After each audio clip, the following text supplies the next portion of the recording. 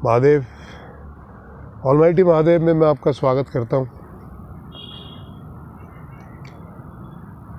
बहुत से लोग मुझसे कहते हैं कि गुरुजी हम तो भगवान की पूजा करते हैं, हम तो मंत्र पढ़ते हैं, माला जपते हैं, मंदिर हमेशा जाते हैं, फिर भी भगवान हमसे रुष्ट क्यों रहता है?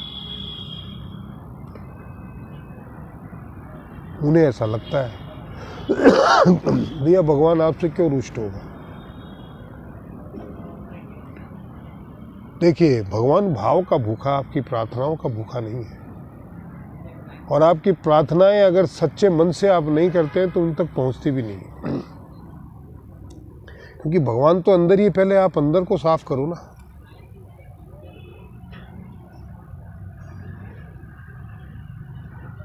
मुझे बहुत क्रोध आता था,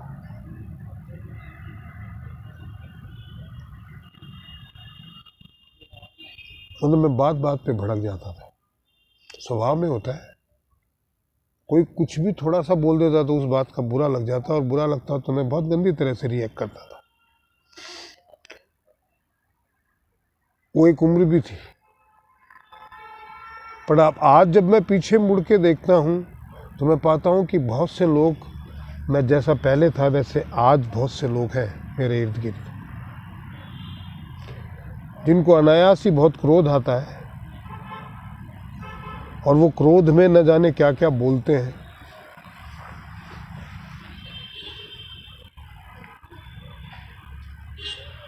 मैंने ओवर द पीरियड ये रियलाइज़ किया है दोस्तों कि क्रोध आपके पतन की पहली सीढ़ी है। क्रोध में आप किसी और का नुकसान थोड़ी करते हैं। आपको लगता है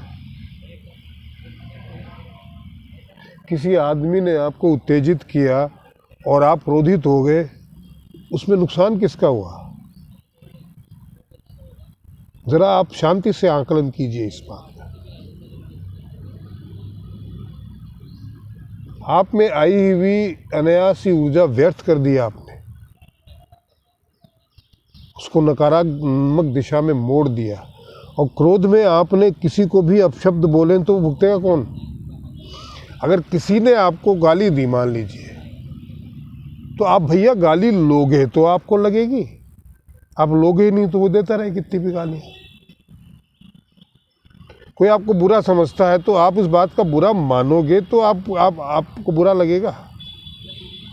आप बुरे नहीं मानोगे तो बोलता रहे, वो क्या फर्क पड़ेगा? वो जो कर रहा है वो उसको अपने कृत्य की सजा भुगतनी ही पड़ेगी। अगर कोई आपको गाली देगा तो उसकी सजा तो वो भुगतेगा ही। पर आपने क्रोध करके उसकी सजा को भी कम कर दिया और अपनी सजा को दुगनी कर दी। किसी और के किए हुए कृत्य की सजा आप क्यों भुगत रहे हो भैया? गाली दी उसने, सजा आप भुगत रहे हो। क्यों? क्योंकि आपको क्रोध आ गया।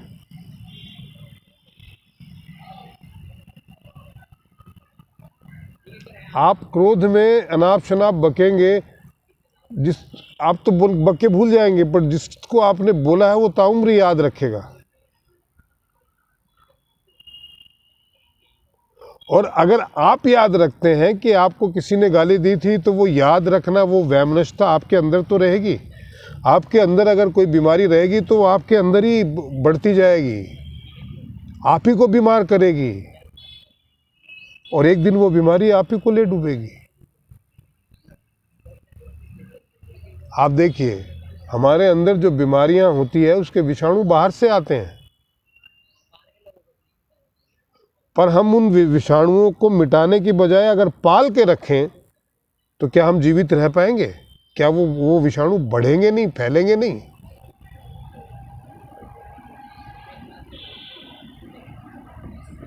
और अगर हम उनको मिटा देते हैं तो वही मिट जाते हैं।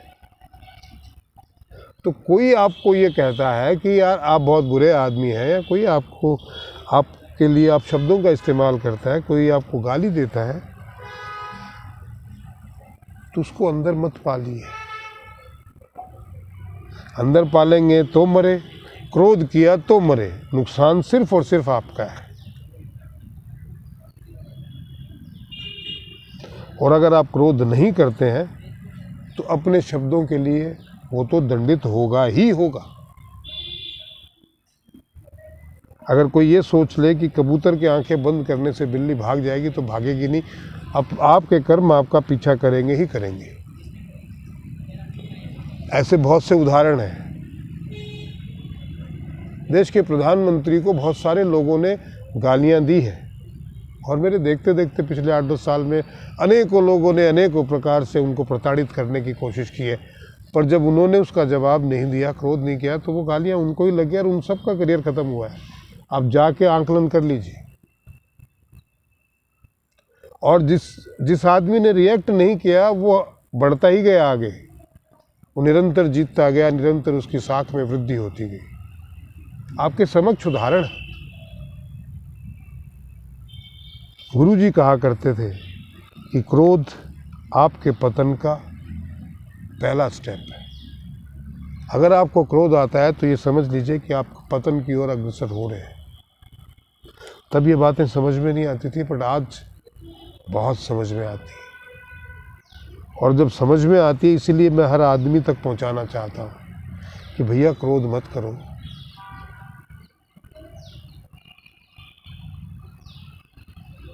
आप नहीं भी करोगे तो कुछ बिगड़ेगा नहीं आपका। आप कोई आदमी आपको कुछ उल्टा सीधा बोलता है तो नहीं भी रिएक्ट करोगे तो कुछ भी बिगड़ेगा नहीं, बल्कि आप बचे रहोगे। पर जिसने आपको उल्टा सीधा बोला है, अनायास ही आपका दिल दुखाया है, वो निश्चित ही इस बात को भुगतेगा, इसमें कोई शक नहीं है। आप क्यों बोल के उसको सजा, मतलब आपके बोलने से उसको सजा मिल जाएगी,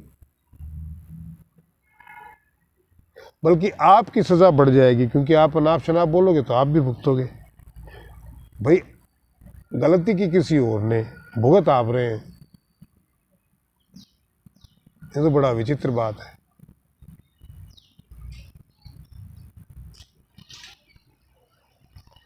क्रोध नहीं करना चाहिए। आपके अंदर आई हुई अत्यधिक ऊर्जा को सात्विक दिशा में डाइवर्ट करना चाहिए।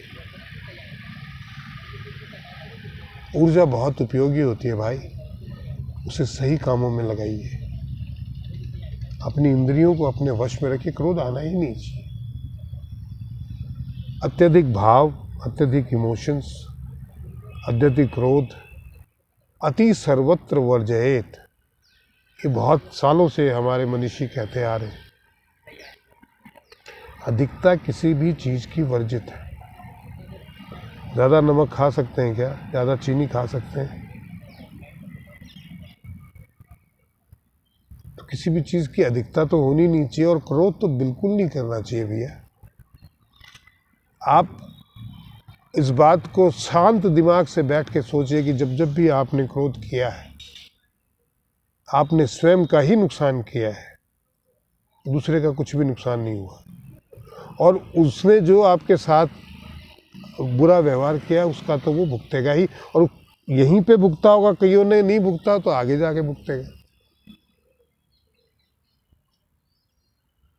आपके द्वारा किया गया अपराध, उसकी सजा आपको मिलेगी ही मिलेगी।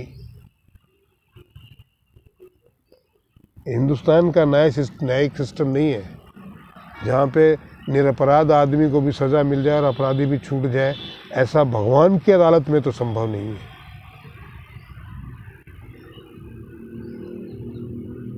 आशा है आपको मेरी बातें समझ में आई होगी। आज के वीडियो में इतना ही मित्रों।